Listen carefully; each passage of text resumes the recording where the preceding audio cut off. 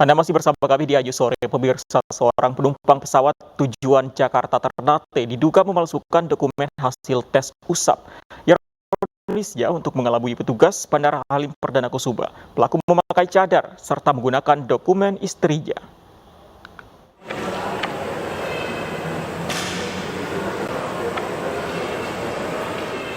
Seorang penumpang maskapai penerbangan yang baru tiba di Bandara Ternate ini langsung dijemput tim Satgas COVID-19. DW diduga memalsukan hasil PCR saat berangkat dari Bandara Halim Perdana Kusuma, Jakarta dengan menggunakan dokumen PCR istrinya yang bernama Nurul, serta berpakaian layaknya wanita. Penyamaran DW pun terbongkar oleh pramugari yang melihatnya mengganti pakaian di dalam toilet pesawat. Petugas kemudian membawa DW untuk isolasi setelah hasil tes usap antigennya reaktif.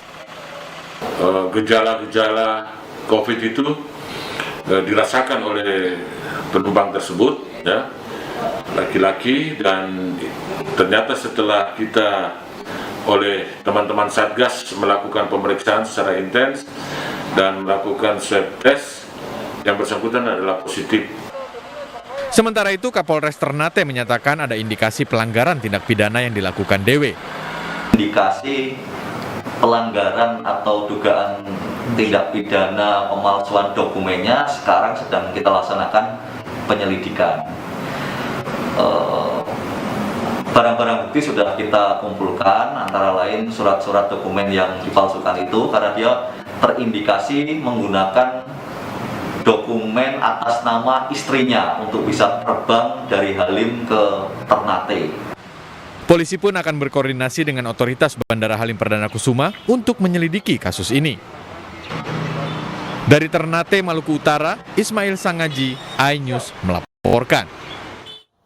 Kita kembali ke Jakarta, pemirsa. Tempat pemakaman umum Rorotan Cilincing, Jakarta masih ramai dengan kedatangan ambulans. Meski demikian, sejak 3 hari terakhir pihak TPU mencatat penurunan jumlah jenazah yang dimakamkan. Sebelumnya, selama 2 pekan terakhir, jumlah jenazah yang dimakamkan perharinya mencapai 100 hingga 200 jenazah. Sejak 3 hari terakhir, menurun hingga kurang dari 100 jenazah. Berdasarkan data terakhir pada Senin kemarin, jumlah jenazah yang dimakamkan 94 jenazah, artinya ada penurunan sebanyak 50 hingga 100%. Sejak krisis kenaikan kasus COVID-19, terutama di wilayah DKI Jakarta, penggalian kubur di TPU Rorotan tidak lagi menggunakan tenaga manusia, namun menggunakan alat berat berupa eskavator untuk mempercepat proses penggalian.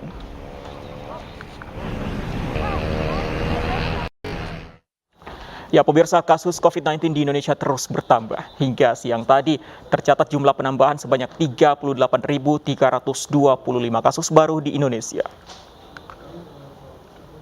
Ya, pemirsa, berdasarkan data Satgas Penanganan COVID-19 hari ini, tercatat sudah 2.950.058 kasus terkonfirmasi dan 2.323.666 diantaranya sembuh.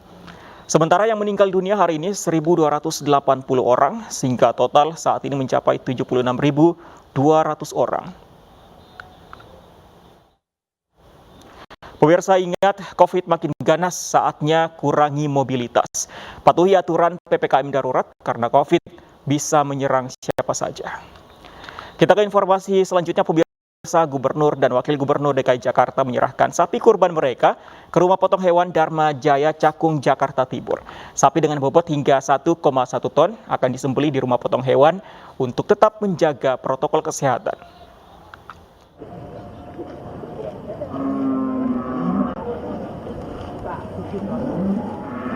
Gubernur DKI Jakarta Anies Baswedan bersama dengan Wakil Gubernur DKI Riza Patria menyerahkan sapi kurbannya ke Rumah Potong Hewan Dharma Jaya Cakung, Jakarta. Penyerahan hewan kurban ini sebagai salah satu contoh yang dilakukan Gubernur dan Wakil Gubernur untuk beribadah kurban dengan tetap menegakkan protokol kesehatan di tengah pandemi COVID-19. Sapi sebesar 1,1 ton jenis limosin ini diterima langsung oleh Sekretaris Kopri DKI Jakarta untuk dikurbankan di RPH Dharma Jaya. Kami baru saja tadi menunaikan yang menjadi kewajiban kami untuk memberikan hewan kurban. Tadi dititipkan ke Korpri DKI yang nanti akan dilakukan pemotongan di RPH Dharma Jaya ini. Hari-hari berikutnya di mana pemotongan hewan kurban masih berlangsung. Karena itu saya menghimbau kepada seluruh masyarakat untuk mentaati ketentuan soal pemotongan hewan kurban dan pembagian daging hasil pemotongannya.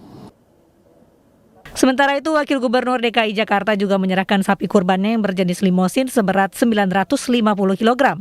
Kedua sapi rencananya akan disembelih pada pukul 1 dini hari mendatang. Sejumlah metode termasuk tes usap ke penyembelih dilakukan untuk tetap menjaga protokol kesehatan yang ketat. Selain membagikan hewan kurban hidup ke sejumlah masjid, hasil kurban juga akan dibagikan dengan bentuk olahan untuk memudahkan. Dari Jakarta, Bayu Pradana, Nanda Sinaga, iNews melaporkan. Pemirsa, jemaah haji memulai prosesi lempar jumrah usai wukuf di Arafah. Meski harus menerapkan protokol kesehatan, namun jemaah haji tetap khusyuk menjalankan rangkaian ibadah haji. Puluhan ribu jemaah haji memulai rangkaian lempar jumrah di kawasan Mina. Hari ini jemaah haji melempar jumrah Akabah, besok dan lusa jemaah haji baru melempar 3 jumrah, yaitu Ula, Wusto, dan Akabah. Selama pandemi COVID-19, pemerintah Arab Saudi secara ketat mengatur protokol kesehatan untuk jemaah haji. Tahun ini, pemerintah Arab Saudi mengeluarkan izin untuk 60.000 umat muslim berhaji.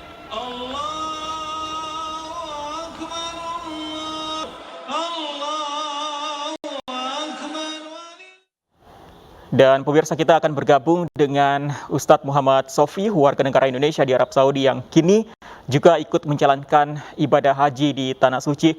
Selamat sore waktu Indonesia. Assalamualaikum warahmatullahi wabarakatuh, Pak Ustadz. Waalaikumsalam warahmatullahi wabarakatuh, dan selamat siang untuk waktu Arab Saudi. Baik, Ustadz Sofi, saat ini jemaah haji Indonesia sudah selesai melempar jumrah atau kegiatan apa yang tengah dilakukan? Alhamdulillah, tadi pagi setelah sholat subuh kita diinstruksikan untuk melaksanakan melontar jumroh, dan memang dihimbau agar sebelum jam 12 sudah jemaah itu melaksanakan melontar jumroh. Dan setelah melontar jumroh, kita juga dianjurkan untuk melaksanakan tawaf ifadah, melaksanakan tawaf sa'i, yaitu rangkaian rukun haji. Dan alhamdulillah kita dapat melaksanakan dengan nyaman meskipun dalam keadaan pandemi COVID-19, dan semuanya dapat berjalan dengan lancar. Ustadz, biasanya lempar jumroh ini adalah salah satu kegiatan, salah satu rukun yang luar biasa padat dengan jumlah hanya 60.000 jemaah tahun ini. Apakah artinya ketika melempar jumroh tahun ini lebih lowong atau bagaimana? Betul, ya tentunya lebih lowong dan ya sangat longgar, tidak berdesak-desakan. Bahkan saya selama 11 tahun tinggal di Arab Saudi tidak pernah melihat keadaan seperti saat ini. Masya Allah, saking longgarnya, saking nyamannya juga. Bahkan di sana itu kita ada beberapa kelompok B itu ada 2 jalur, dan itu pun dipisah berada di sebelah kanan, sedangkan saya sendiri grup kelompok C itu berada di jalur sebelah kiri. Dan di tempat jamarat itu tidak bisa kita mungkin dari kiri pindah ke kanan dan dari kanan pindah ke kiri. Itu yang menjadi salah satu protokol yang memang harus kita patuhi. Dan di sana pun juga kita setelah melontar jumrah tidak diperbolehkan ataupun melawan arus kembali lagi ke tenda, harus keluar menuju arah ke mana para jemaah langsung melaksanakan tawaf ifadah. Berarti lebih lancar dan lebih leluasa. Tapi selain kondisi melempar jumrah yang lebih leluasa tahun ini, kalau Anda lihat Pak Ustadz, apalagi yang berbeda, yang sangat berbeda dari tahun-tahun sebelumnya? Ya tentu protokol kesehatan yang namanya masker tidak boleh sampai kita turun, jangan mohon maaf ke mulut ya, kita turun dari hidung saja itu sudah diingatkan. Dan alhamdulillah juga di Masjidil Haram di mana kita saat melaksanakan tawaf, di sana ada garis yang sudah ditentukan. Dan Masya Allah, karena pelaksanaan ibadah haji saat ini bertepatan dengan musim panas, kita tadi waktu melaksanakan tawaf itu diberikan payung, dan payung ini di Mina kita sudah disiapkan di dalam tenda kita sebelum kita menempati sudah ada, kemudian di Arafah dan bahkan di dalam bis ketika kita menuju dari tempat titik poin kita akan menuju ke Mina, di jalan kita waktu diperiksa itu sekaligus juga dikasih payung. Dan di dalam tenda sendiri saat ini saya masih di dalam tenda Mina, kita juga tidak diperbolehkan keluar dari area tenda, dan di pintu gerbang itu ada seorang petugas yang memang menjaga para jemaah diminta untuk tetap berada di lokasi tempat tendanya masing-masing.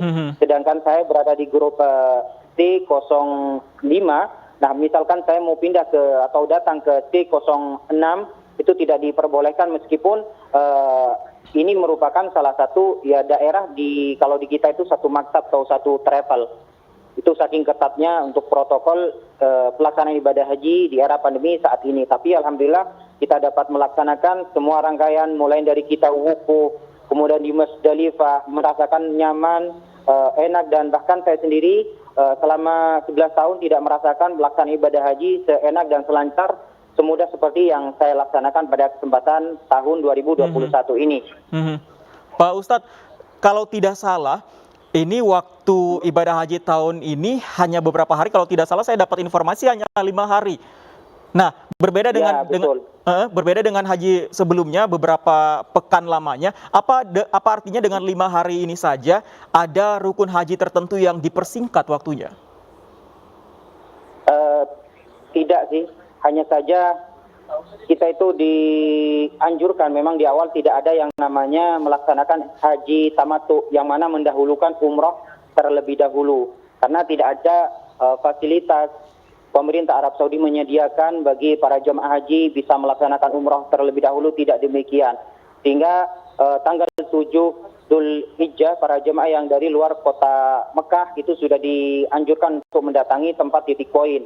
Dan sedangkan saya sendiri yang berada di kota suci Mekah baru dapat mendatangi tempat titik kumpul titik poin di Hamra namanya, dan dari sana kita menuju ke Zaidi dan baru menuju ke Musdalifah untuk melaksanakan tarwiyah di tanggal 8 ataupun bertepatan juga dengan tanggal 18 Juli 2021.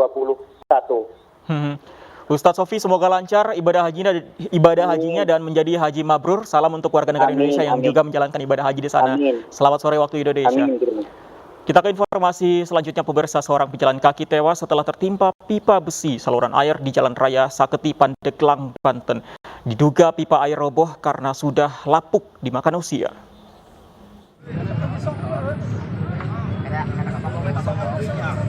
Warga di Jalan Raya Saketi, Pandeglang, Banten mencoba menyingkirkan material pipa besi saluran air yang roboh.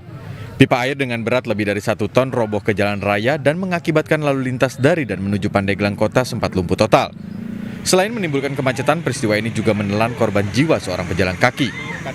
Warga kesulitan mengevakuasi korban maupun reruntuhan pipa besi karena tidak ada peralatan yang memadai. Korban kemudian dievakuasi ke puskesmas terdekat, namun dalam perjalanan nyawa korban tidak tertolong. Di Laka telah menuju ke sana untuk melakukan penyelidikan apakah itu murni kecelakaan lalu lintas atau bukan. Dan Bapak Kapolres pun telah memerintahkan unit reskrim untuk melakukan penyelidikan kejadian tersebut di atas. Namun kita belum bisa mengatakan bahwa itu murni kecelakaan lalu lintas ataupun ada unsur tindak pidana,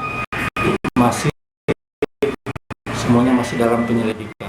Polisi dari Polres Pandeglang masih menyelidiki apakah murni kecelakaan atau ada unsur kelalaian. Dari Pandeglang, Banten, Iskandar Nasution, iNews melaporkan. Pemirsa, 2 kelompok pemuda di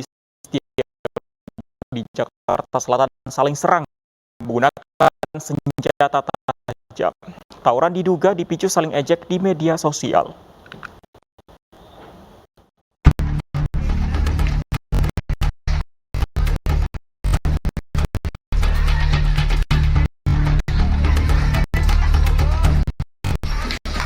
Inilah video amatir milik warga yang merekam aksi tawuran 2 kelompok pemuda di Setiabudi, Jakarta Selatan.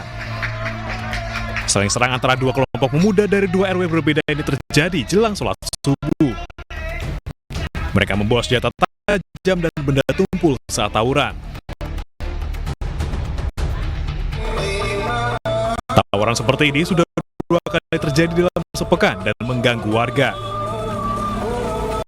Selain itu, barang-barang dan bangunan milik warga rusak.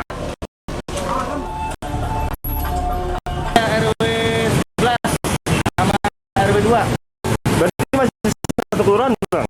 Benar, satu kelurahan Menteng Wadas, Dr. Manggis. Kira-kira ini sudah berapa kali sih, Bang, tawuran terjadi di sini, Bang? Ini udah 2 kali, tahun baru sama yang sekarang. Belum diketahui penyebab pasti tawuran. Namun diduga tawuran dipicu saling ejek di media sosial. Dari Jakarta, Helmi Sajangbati, iNews melaporkan.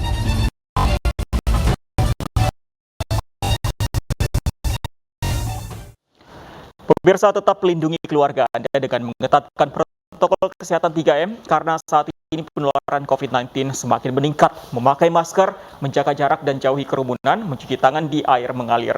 Stefani.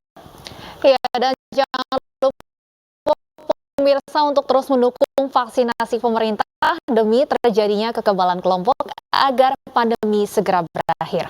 Usai sudah kebersamaan kita dalam iNews sore hari ini, saya Stefani Patricia. Dan saya Fandi Asip, selamat sore dan sampai jumpa.